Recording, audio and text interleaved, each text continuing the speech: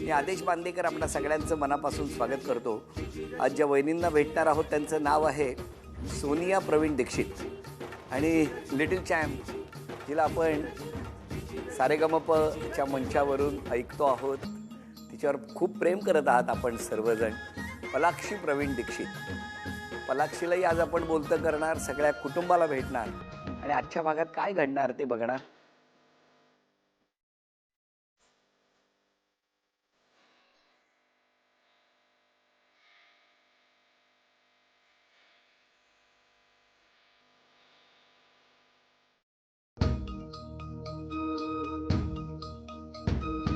नमस्कार. नमस्कार. मॅडम नमस्कार. नमस्कार. नमस्कार. घ्या उखाणा. सारेगमा लिटिल चॅम्प्सचा विलोभनीय मंच, सजले अप्रतिम वाद्यवृंद, पलाक्षीच्या सुरेल गाण्यात झाले सगळेच दंग आणि प्रवीणने दिला माझ्या आयुष्यात आनंदाचा रंग. अरे वा, क्या बात आहे. हो प्रवीणजी बोला. सारेगमप लिटिल चॅम्प्सच्या मंचावर पलाक्षी गाते तालासुराने, सोनियाच्या साथीने आयुष्य सजले प्रेमाने. अरे वा, व्हेरी गुड, खूप छान. बरं आता द्या ओळख करून सगळ्यांची. अच्छा, नमस्कार. मी सोनिया प्रवीण दीक्षित. हे माझे मिस्टर प्रवीण दीक्षित. ही माझी मोठी मुलगी पलाक्षी दीक्षित. ती माझी छोटी मुलगी श्रीदिका दीक्षित.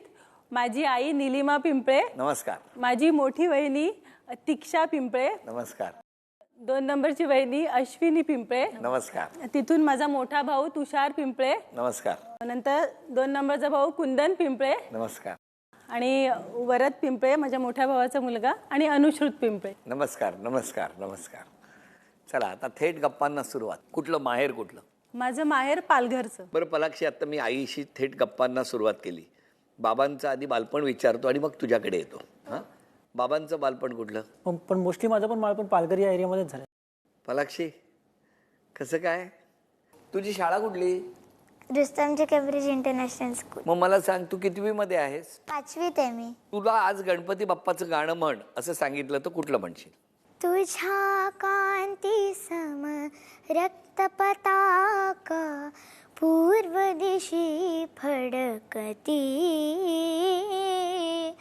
अरुण उगवला प्रभात झाले, उठ महागणपती. अरे वा. बरं मला सांग, आता तू शाळेत अभ्यास वगैरे करते की नाही? हो, बरं आई आणि बाबा हे घरात कसे असतात तुझ्या बरोबर? नेहमी चांगलेच असतात. हां. आणि जर कधी कधी राग आला तर मग कोण रागावतं? आई. हां, आई. तुझा का कंठ दाटून आलाय आता आई म्हणणार? काय हो आई, काय म्हणणं आहे? भविष्यात जाऊन अशी गायिका किंवा इतक्या छोट्या वयात असं काही करेल असं कधी वाटलं होतं तुम्हाला?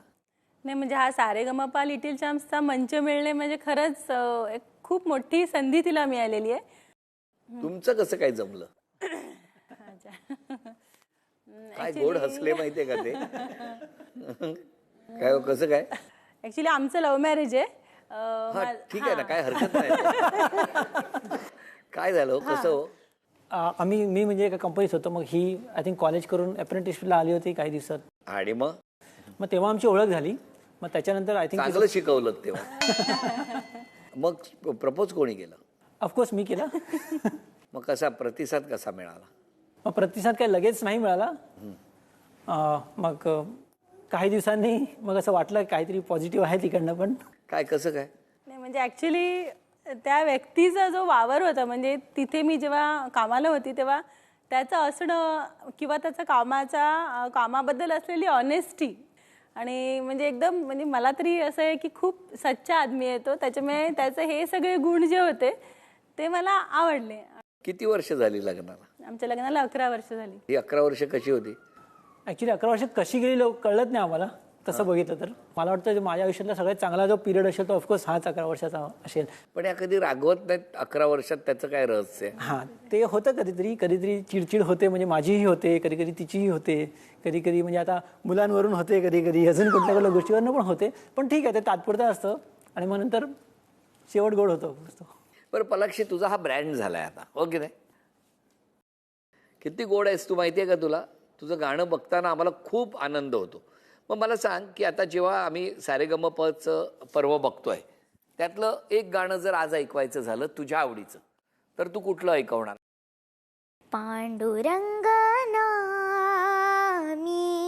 लागलासे ध्यास, पांडुरंग नामी लागलासे ध्यास, श्वास पांडुरंग पांडुरंग झाला माझा, पांडुरंग नामी लागलासे ध्यास. वा वा वा.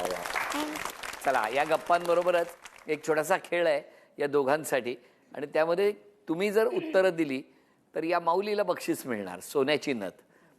लागू बंधू यांच्याकडून खास डिझाईन केलेली सोन्याची नथ तुम्हाला बक्षीस म्हणून मिळणार. पण त्यांनी जर तीनही प्रश्नांची उत्तरं बरोबर दिली तर 3 दागिने दाखवले जाणार आणि ते दागिने अचूक ओळखले तर त्यांना बरोबर उत्तर दिल्याचं समाधान आणि तुम्हाला बक्षीस. त्या बघूया काय होणार या खेळात. हा माणिक आहे. अभिनंदन. चला पहिलं उत्तर बरोबर आलं. मोतीचे पेंड आहेत. अभिनंदन.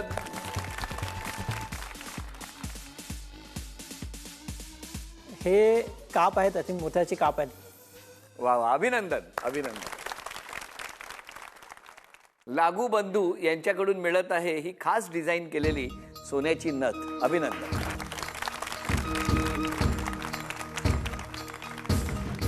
तुमचं नातं कसं? ही माझी वहिनी आहे. बरं मला सांगा या नणंदबाई तुमच्या हो. कशा आहे तो खरं सांगायचं? नाही, चांगल्या आहेत, खरंच चांगल्या आहेत. म्हणजे हौशी आहेत, मैत्रिणीसारख्या राहतात आणि जेव्हा आम्ही एकमेकींसोबत बोलतो तर आम्ही आमचं मन एकमेकींसोबत मोकळं करून बोलू शकतो. तुमचं माहेर कुठलं? माझं परभणी. परभणी. मग सगळं बालपण परभणीतलं? हो. आणि मग तिकडनं इकडे कधी आलात तुम्ही? माझं लग्न झाल्यानंतर मी मुंबईत आले. पण किती वर्षापूर्वी? 11 वर्षांपूर्वी. तुमच्या लग्नाला किती वर्ष झाली? 11 वर्ष. 11. आणि त्यांच्या? 11. म्हणजे तुम्ही आल्याबरोबर ह्यांना बाहेर काढलं? नाही नाही, ते आधी बाहेर गेल्यानंतर मी आले. यांचं मे 2010 मध्ये लग्न झालं, माझं जुलै 2000 मग तुम्ही नंतर आला ना? नंतर आले. मला सांगा असं काय होतं भाऊ तुम्ही जायची का वाट बघत होता की येणाऱ्या बायकोला घरात? काहीही नव्हतं असं असं म्हणजे अजिबातच नव्हतं. तो योग होता तसा. आता त्यांना त्यांचं मत व्यक्त करू द्या. परभणीपर्यंत कसे पोहोचलात ते आधी सांगा ना. मी सर्व्हिस निमित्त ॲक्च्युली होतो परळी पॉवर स्टेशनला. मी अभियंता आहे महाराष्ट्र राज्य विद्युत मंडळात. पण मला पण सांगा त्यांचा स्वभाव किंवा जसं म्हणजे कधी लाईट जातात कधी लाईट येतात कधी पटकन शॉर्ट सर्किट होतं तर कसं आहे लाईटच्या परिभाषेत सांगायचं झालं तर स्वभाव कसा आहे? शॉर्ट सर्किट होत असतो. आता फक्त फ्रिक्वेन्सी कमी झाली. नाही मग मला सांगा साधारण तेव्हा हा प्रॉब्लेम होतो तेव्हा तो किती वेळाने परत सुरळीत लाईट प्रवाह सुरू होतो? नाही त्यावेळेला शॉक लागू नये म्हणून थोडंसं बाजूला राहिलेलं बरं राहतं. बघितलं काय बोलले? हो, ऐकलं. किती झटके बसले असतील त्यांना बघा 11 वर्षात. हा बरं बहिणी दल काय सांगणार? लहानपणापासून तसं बघितलं तर तिचं आणि माझं ट्युनिंग जास्त चांगलं होतं आणि तेवढीच भांडणं पण जास्तच व्हायची. बरं ठीक आहे म्हणजे बहीण भांडखोर होती. थोड्या अंशाने मीही भांडखोरच होतो. बोलू तर त्या भावाला. भांडखोर नाहीये, चुकीच आहे. भांडखोर नाहीये.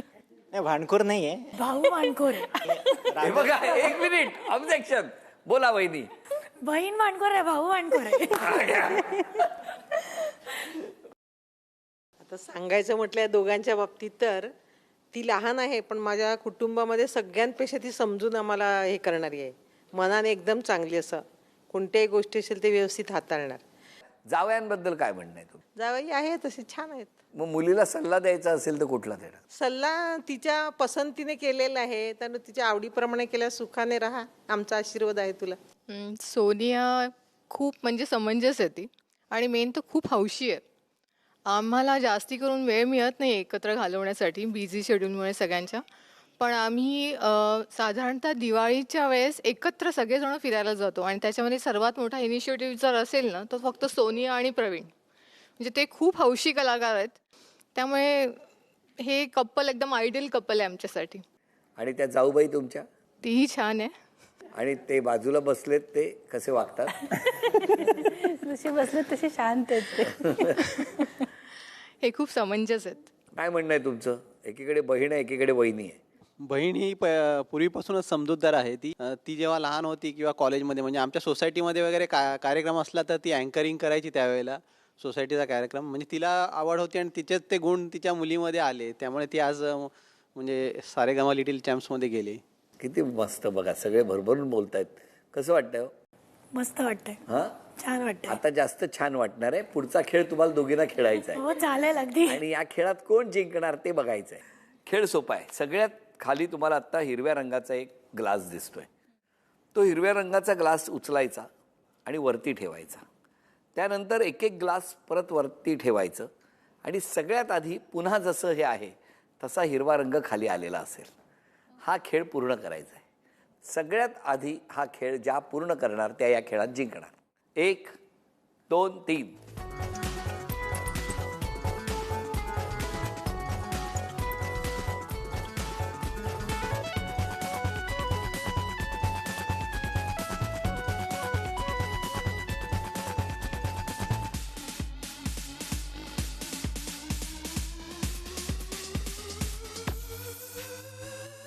अभिनंदन.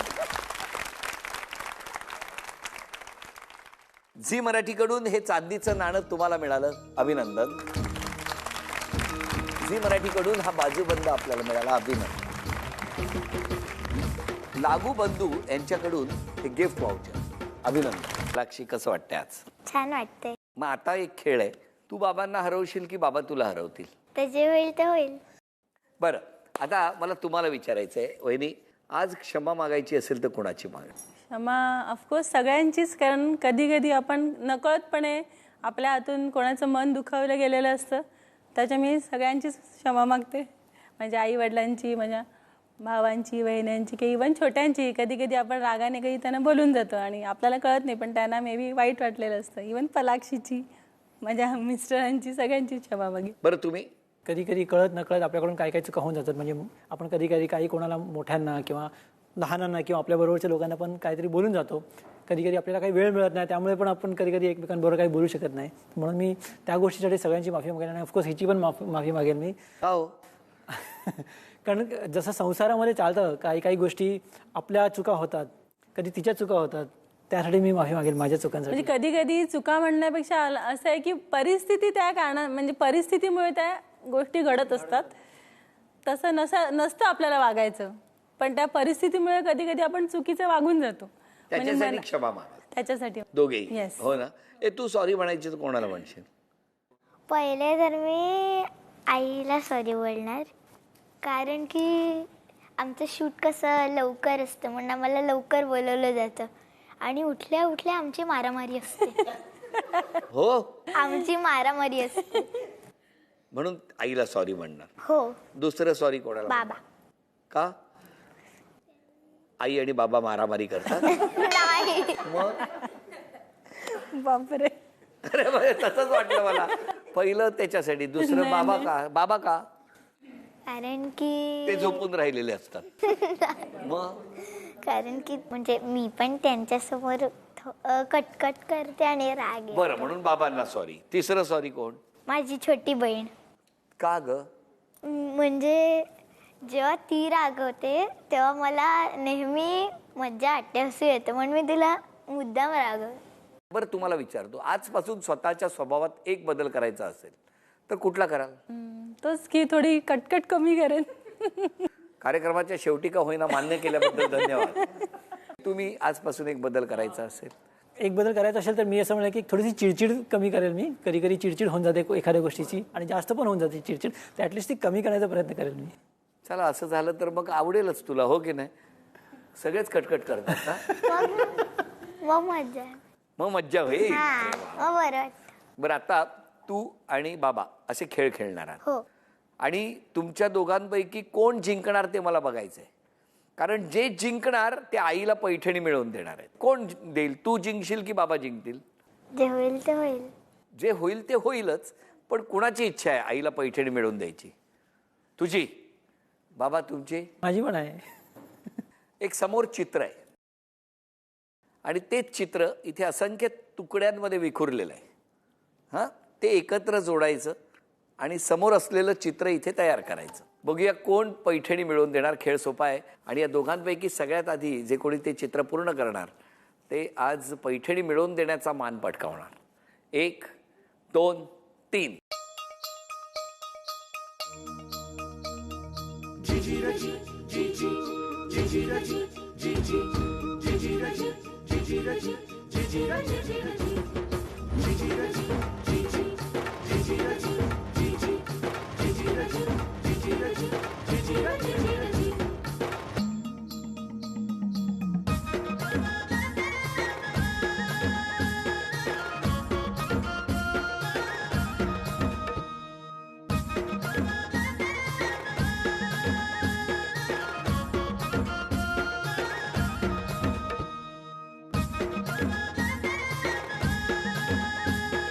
Very good Palakshi.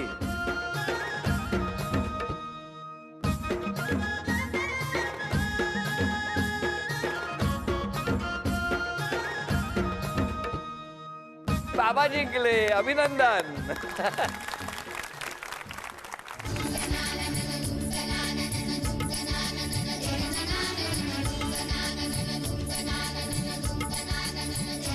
अभिनंदन. झी मराठीकडून हा गणपती बाप्पाचा प्रसाद तुमच्यासाठी. अभिनंदन. वहिनींना मिळत आहे तथास्तु पुणे आणि कोल्हापूर यांच्याकडून पैठणी.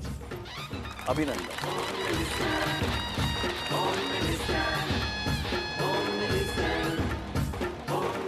या संपूर्ण कुटुंबाला शुभेच्छा. आपणा सर्वांना शुभेच्छा. हसत राहा, आनंदात राहा, स्वतःची काळजी घेत राहा असं म्हणत आजचा भाग इथे संपतो आहे. पुन्हा भेटणार अशीच एक पैठणी घेऊ होम मिनिस्टरच्या पुढच्या भागात. नमस्कार.